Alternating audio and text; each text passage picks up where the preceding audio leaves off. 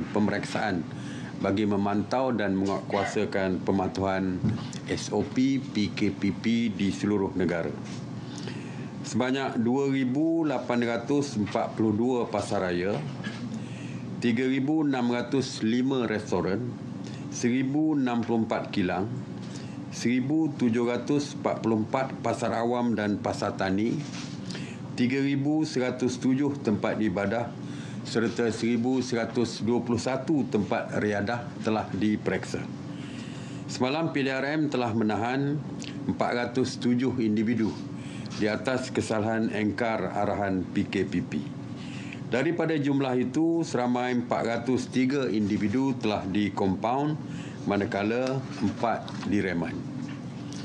Antara kesalahan engkar PKP seperti biasa, setiap hari, melibatkan tidak memakai pelitup muka, gagal mengadakan mematuhi arahan penjarakan sosial, gagal menyediakan peralatan untuk merekodkan butiran pelanggan dan lain-lain lagi. Task Force akan terus mempertingkatkan pemeriksaan bagi memastikan pematuhan SOP PKPP ini dan akan mengambil tindakan kepada sesiapa yang gagal, sama ada individu ataupun pemilik premis.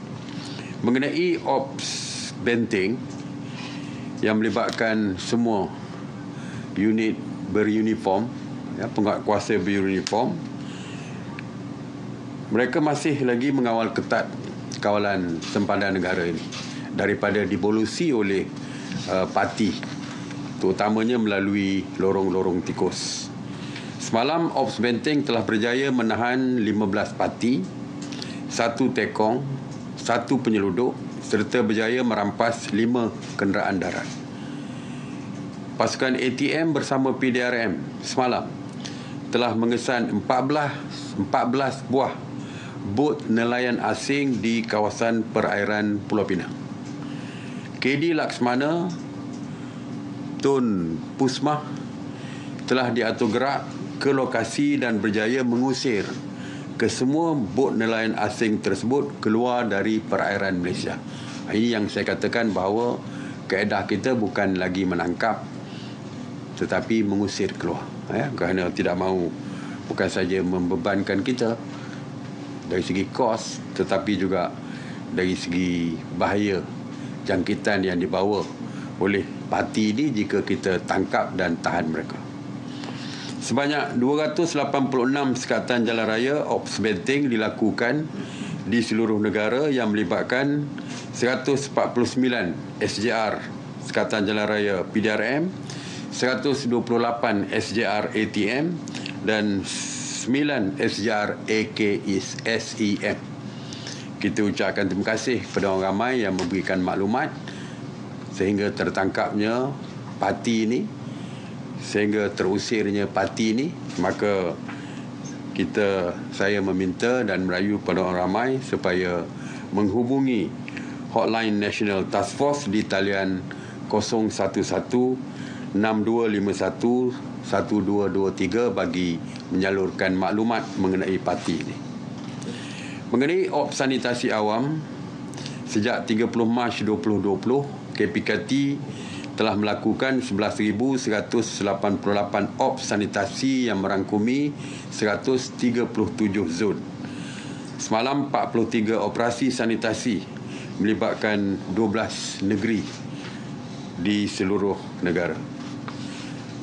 Ops sanitasi semalam melibatkan 289 anggota Jabatan Bomba dan Penyelamat serta 228 anggota pihak berkuasa tempatan, dan semalam 47 jentera Jabatan Bomba dan Penyelamat turut digunakan di dalam ops sanitasi ini. Mengenai kuarantin wajib, secara kumulatif mulai 24 Julai 2020 sehingga 6 November 2020, seramai 62,297 individu telah pulang ke tanah air melalui pintu-pintu masuk antarabangsa. Daripada jumlah itu, seramai 9,513 menjalani kuarantin wajib di 66 hotel dan 18 premis-premis lain. 384 individu dibawa ke hospital untuk rawatan, manakala 52,400 individu dibenarkan pulang ke kediaman masing-masing. Kerajaan sebelum ini telah mengumumkan pelaksanaan PKPD di Taman Semarak dan PPR Seri Balong Tawau bermula 26 Oktober sehingga esok 8 November 2020. Sehingga 5 November 2020, KKM telah melakukan sebanyak 2,051 saringan di Taman Semarak dan hanya 13 kes didapati masih aktif. Bagi PPR Seri Balong, sehingga 31/2020, KKM telah melaksanakan sebanyak 1,149 saringan dan mendapati hanya 13 masih aktif. Penilaian risiko yang dijalankan oleh KKM mendapati situasi kes COVID-19 di kedua-dua lokaliti ini mencatatkan tren penurunan dan terkawal. Atas nasihat KKM, sidang khas hari ini bersetuju agar pelaksanaan PKPD di kedua-dua lokasi ini ditamatkan pada 8 November 2020 seperti yang dijadualkan. KKM hari ini turut membentangkan situasi semasa kes COVID-19 di Sekolah Agama Bantuan Kerajaan SABK Ma'had Al-Yahyawiyah Padang Rengas, Kuala Kangsar, Perak. Sehingga 5 November 2020, saringan KKM telah merekodkan sebanyak 27 kes positif di kawasan tersebut. Di atas nasihat dan penilaian risiko yang telah dilaksanakan oleh KKM, sidang khas MKN hari ini bersetuju untuk melaksanakan Perintah Kawalan Pergerakan diperketatkan ataupun PKPD di SABK Ma'had Al-Yahyawiyah Padang Rengas, Kuala Kangsar, Perak berkuat kuasa 8 November 2020 sehingga 21 November 2020. Pelaksanaan PKPD ini akan memudahkan KKM melaksanakan saringan bersasar melibatkan seramai 123 pelajar dan 11 orang staf dan bagi menyekat penularan kepada komuniti setempat. Sidang khas hari ini juga mendengar pembentangan daripada KKM berhubung dengan kes positif COVID-19 di beberapa negeri di semenanjung Malaysia, iaitu Kedah, Pulau Pinang, Perak, Negeri Sembilan, Melaka, Johor dan Terengganu.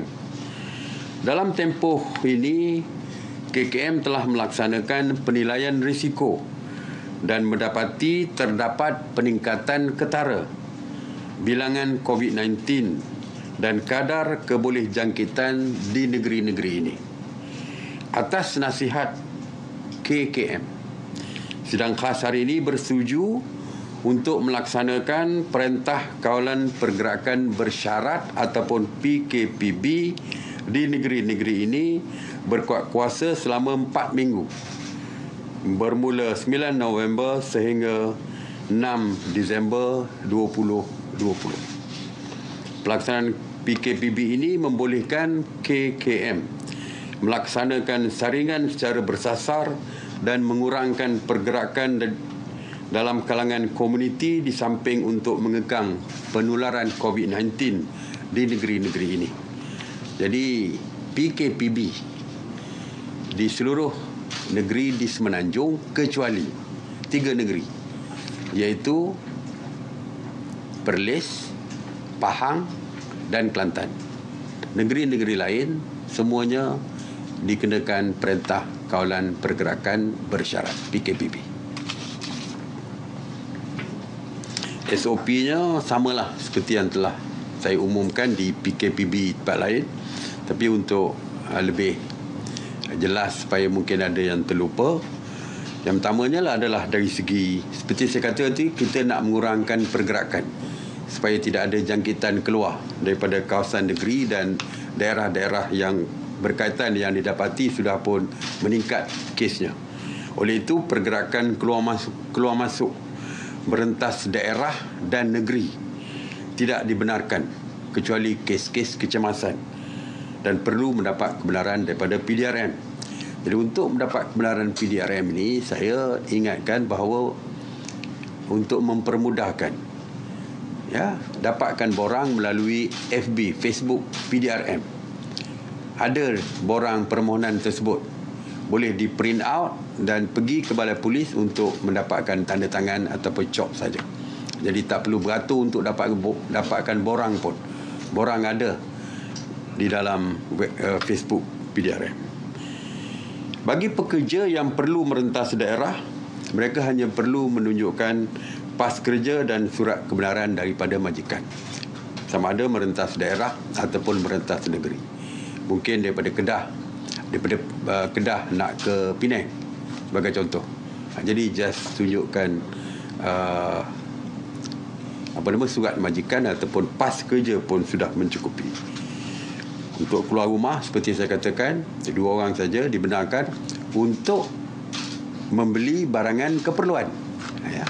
Bukan untuk shopping, bukan untuk pergi holiday dan sebagainya. Tidak.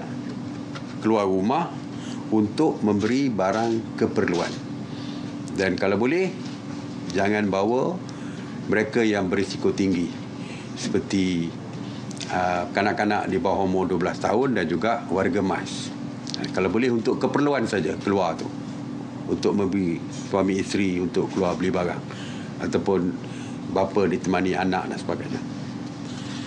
Semua sekolah, institusi pengajian tinggi, institut latihan kemahiran, tadika, taska, pusat tahfiz adalah ditutup. Yang berkaitan dengan pendidikan ditutup. Aktiviti keugaman di masjid dan surau seperti laungan azan, solat 5 waktu, solat Jumaat, semuanya akan ditentukan oleh pihak berkuasa agama negeri. Seperti saya katakan bahawa isu yang berkaitan dengan agama, berapa jumlah yang dibenarkan untuk berjemaah di dalam masjid untuk hari-hari biasa, sembahyang jemaah 5 waktu dan juga solat Jumaat, ianya ditentukan oleh negeri. Kerana soal agama adalah soal di bawah kuasa negeri dan diletakkan di bawah kuasa Kebawah Duli Yang Maha Mulia Sultan negeri masing-masing. Jadi maka pihak berkuasa agama negeri lah yang akan mengumumkan berapa jumlah, apa yang boleh dilakukan dan sebagainya. Aktiviti sosial dan budaya tidak dibenarkan. Pusat-pusat hiburan tidak dibenarkan. Walaupun kegiatan ekonomi boleh beroperasi seperti biasa, mengikut SOP yang telah pun ditetapkan. Restoran, kedai makan boleh ada makan di dalam restoran ataupun dine-in, tetapi dihadkan maksimum 4 orang saja untuk satu meja, berdasarkan berdasarkan saiz meja, 2 orang hingga 4 orang. Walaupun kita menggalakkan supaya pembelian dilakukan secara berbungkus untuk dibawa pulang ataupun delivery ke rumah dan juga drive-thru ataupun pandu lalu. Pasar harian dibuka dari 6 pagi hingga 2 petang. Pasar borong 4 pagi hingga 2 petang. Pasar tani 6 pagi hingga 12 tengah hari.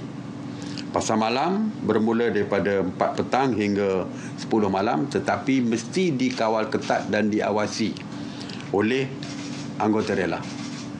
Dari segi keluar masuk, dari segi bila nak membeli barangan tu mesti ada beratur. Antara gerai dengan gerai dipisahkan dengan jarak yang telah pun ditentukan.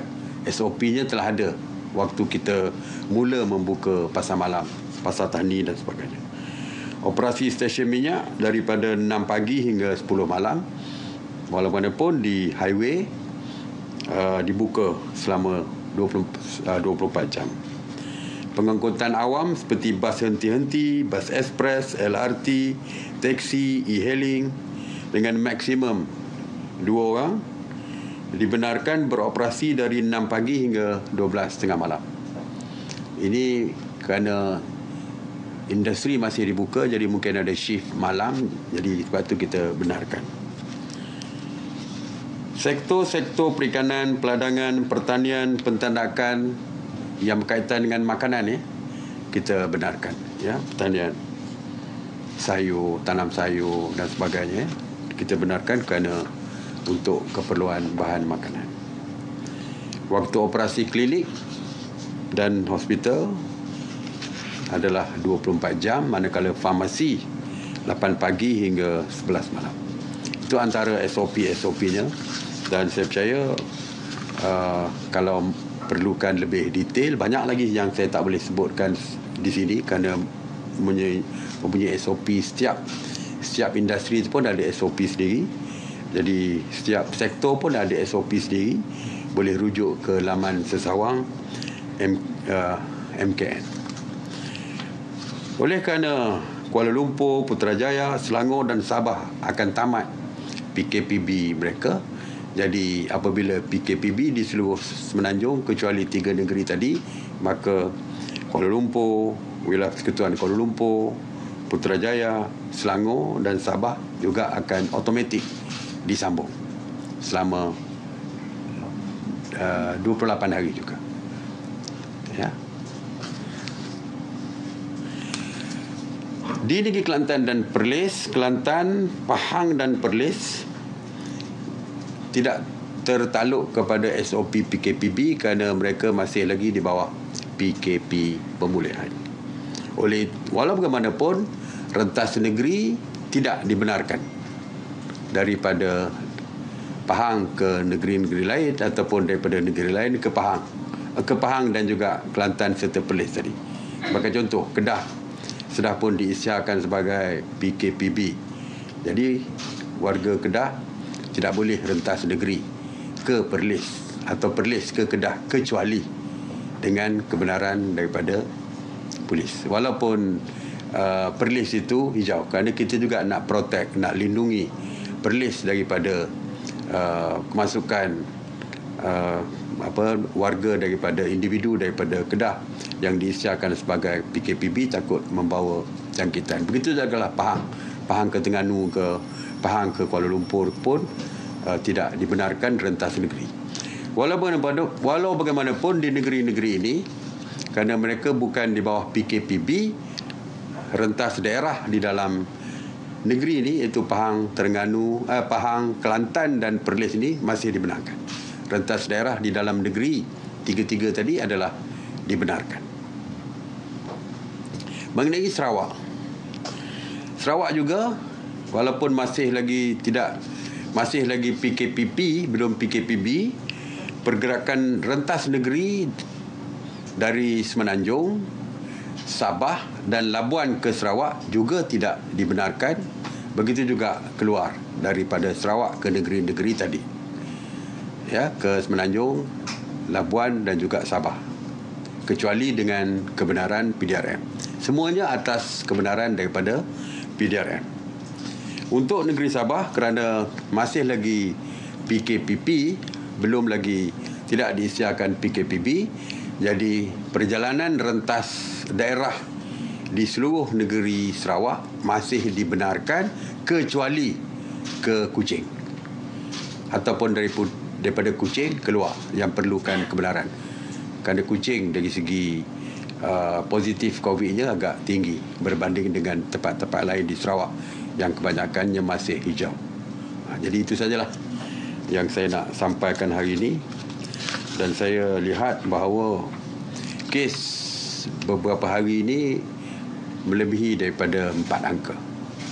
Jadi saya harap kita mesti jaga diri kita, jaga kita untuk pastikan bahawa kita tidak terjangkit dengan COVID positif ini. Oleh itu, kita perlu amalkan kawalan kendiri, mematuhi setiap SOP yang dikeluarkan bagi menjamin keselamatan diri, keluarga dan masyarakat di sekitar kita. Okey, saya buka kepada soalan. Baik, Datuk Seri. Soalan saya, Kenapa rentas negeri dilihat masih mudah? Sebab baru-baru ni ada kes jururawat rentas negeri dari kawasan Lembah Kelang ke Kelantan dan menjangkiti 4 ahli keluarganya lain. Dan jadi adakah kerajaan akan memperketatkan lagi SOP rentas negeri ni? Memang kita beri kuasa kepada pihak polis untuk membuat sekatan, ya. Kadang-kadang mungkin ada pihak yang apabila mengisi borang memaklumkan tujuan nak keluar negeri itu, saya tak tahu sama ada memberi gambaran yang sebenar atau tidak, yang menyebabkan polis memberikan kebenaran. Seperti saya kata tadi, ada beberapa perkara yang kita benarkan, keluarga sakit dan sebagainya. Mungkin ada yang menulis keluarga sakit, kecemasan dan sebagainya untuk dibenarkan pulang. Saya pun tidak tahu, kerana ini melibatkan antara pihak pemohon dengan pihak PDRM. Kerana setakat hari ini pun kita hanya membenarkan mereka bergerak keluar negeri dari merentas negeri dengan ada surat kebenaran daripada pihak polis. Jadi ataupun mungkin yang bekerja, kalau bekerja begitu juga. Sebab tu baru-baru ni ada soalan, ada orang yang menyalahgunakan kebenaran tersebut. Yang ini yang balik kampung ni, yang balik daripada Kuala Lumpur ke Kelantan ni tadi, mungkin apabila berjumpa dengan pihak polis memberikan gambaran yang membolehkan pihak polis tu memberi pertimbangan yang longgar untuk melepaskan mereka keluar. Jadi sekarang ni kita lihat seluruh Semenanjung, kecuali 3 negeri saja yang belum PKPB. Jadi saya percaya pihak polis akan lebih ketat dari segi kawalan untuk pergerakan ke antara negeri dan negeri ini, insya-Allah. Ya. Saya akan minta pihak polis perketatkan. Datuk Seri, Assalamualaikum. Syamsiah daripada Bernama, Datuk Seri. Memandangkan semalam COVID-19 mencatatkan jumlah yang tertinggi dan sebahagian besarnya kes daripada Sabah. So adakah MKN bercadang untuk mengenakan PKPD di Sabah, di seluruh Sabah, berbanding PKPB ataupun PKPD mengikut lokaliti? Yang tadi sebenarnya di dalam mesyuarat khas sidang khas MKN tentang situasi di Sabah, memang kita concern perkara ini. Kita lihat hampir keseluruhan Sabah itu sudah pemerah, hampir keseluruhan, dan tidak ada lagi yang kosong daerah-daerah di Sabah. Jadi kita telah pun diminta oleh Yang Amat Perdana Menteri untuk mengadakan mesyuarat khas jawatan kuasa teknikal untuk melihat di segi detail daripada nasihat daripada KKM, begitu juga dengan MKM dari segi menentukan SOP yang berkaitan. Sebab seperti kita tahu, ada beza di antara PKPB dan PKP. Kalau kita isytiharkan PKP, apa kesan dia? PKPB apa kesan dia? Jadi kita lihat secara lebih detail. Kalau kita nak kenakan PKP sebagai contoh, maka SOP-nya perlu diperkenalkan semula, dan kita sedang meneliti SOP ini. Ya, KKM juga akan memberikan nasihat, dan saya percaya dengan banyaknya kawasan merah, kita tidak tahu ke arah mana kita nak pergi. KKM akan nasihatkan kita. Kalau nasihat daripada KKM, PKPD. Jadi itu semuanya atas nasihat PKM, dan kita akan sediakan SOP. MKN telah pun ditugaskan untuk menyediakan SOP, dan juga kalau kita menyediakan SOP kerana ia menyebabkan sektor ekonomi, maka MITI juga diminta untuk bersama-sama dengan MKN untuk melihat dengan cara detail lagi. Saya percaya by Monday, besok Sunday tidak ada mesyuarat. By Monday kita akan, MKN dan KKM akan bentangkan dalam sidang khas sekali lagi. Tadi pun dah bentang sidang khas sekali lagi, dan jika ada apa-apa keputusan kita akan umumkan. Kerana kalau berlaku apa-apa perubahan dari segi perintah pergerakan ni, Peguam Negara perlu mewartakan setiap perubahan tu, akan diwartakan. SOP semuanya akan diwartakan. Jadi sebab itulah hari Isnin nantilah kita percaya perkara itu dapat diselesaikan dan akan diumumkan Isnin nanti, insya-Allah. Okey. Ada apa-apa lagi? Okey, terima kasih. Assalamualaikum warahmatullahi wabarakatuh.